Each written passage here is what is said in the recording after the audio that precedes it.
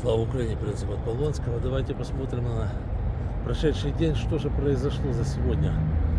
А за сегодня произошли следующие вещи. Прежде всего, самое главное, Соединенные Штаты Америки пока что выглядит так, что самовыпилились из переговорного процесса. Просто взяли и слились. Все как-то ожидали, что будут какие-то санкции в отношении России. Нет, может быть, еще и будут, мы не знаем пока что. Но решения о таких санкциях пока что нет.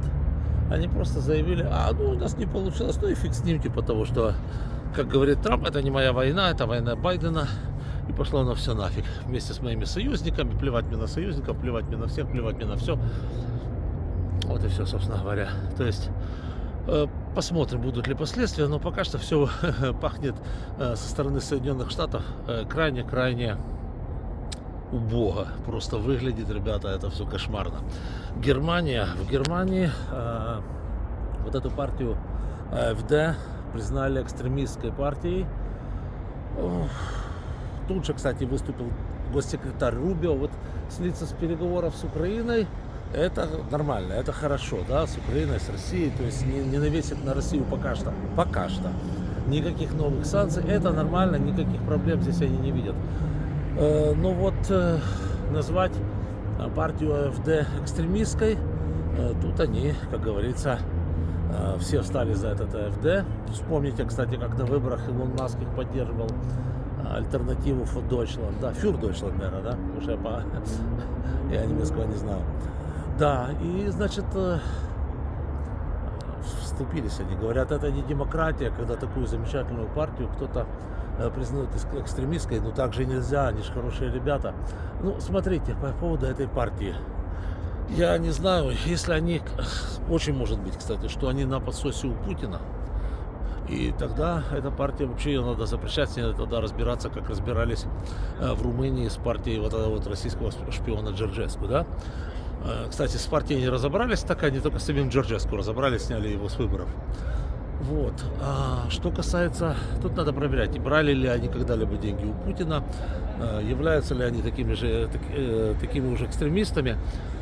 И самое главное по этой партии, ну смотрите, у них есть и здравая идея, вот я не хочу огульно их тоже загонять в торбу, потому что их идея по ограничению нелегальной миграции, их идея по ограничению миграции, незаконной миграции людей, не имеющих никакого отношения к европейской культуре, истории, религии и так далее, лично я полностью поддерживаю, потому что я просто смотрю вот в Украину, вот у нас по улице, честно говоря, знаете, вы вот можете просто посмотреть, есть очень много блогеров-бродильщиков, ну, так называемые бродильщики, они просто ходят по улице и показывают население, людей, которые им встречаются по дороге, вот, ну, в том числе и в Париже, в том числе и в Берлине, по Берлину бродят, по Парижу бродят, по Нью-Йорку бродят, и по Киеву, естественно, бродят. Посмотрите на людей у нас и посмотрите на людей там.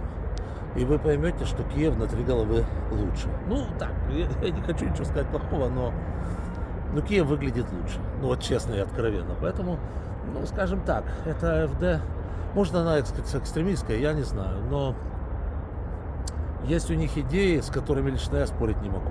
Вот так, обтекаемо, скажем, да. Что еще? По Курской Народной Республике. Поэтому Путину же доложили, что наши оттуда вышли, что все, бла-бла, ко-ко. Как результат, некоторые говорят, что наши только сегодня оттуда вышли, а докладывали ему уже неделю назад. Некоторые говорят, что до сих пор не вышли. Поэтому такое. Было несколько бавовин, кстати, очень хороших в Крыму. Прежде всего по Крыму прилетело очень хорошо. Именно не по гражданским, я подчеркиваю, а именно по военным объектам. То есть там целую кучу рэбов, РЛСов погасили, это просто замечательно за последнее время.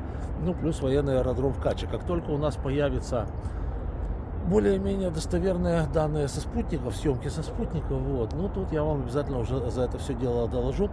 Также бавовна была в Ставропольском крае, где грохнули российский научно-шпионско-радиолокационный комплекс, который следит там черти за какими расстояниями, плюс осуществляет связь со всеми российскими спутниками, плюс занимается шпионажем, плюс. То есть попало по нему сегодня от 5 до 10 дронов, в каком он там состоянии, то же самое неизвестно. То есть бавовна была такая, бавовенная сегодня. И Да, и как только опять-таки будут какие-то об этом новости, я вам обязательно тоже расскажу. Ну вот так, как-то сегодня пятница вечер, расслабляться не будем. А, еще один момент, ребята, крайне важный и грустный, кстати, да? Нам тут Трамп рассказывает, какой он великий переговорщик. Так вот, осинтеры посчитали, что, а каждый из нас это прочувствовал на своей шкуре, о том, что после его прихода к власти частота удара путинцев по нашим гражданским объектам увеличилась в 2 раза.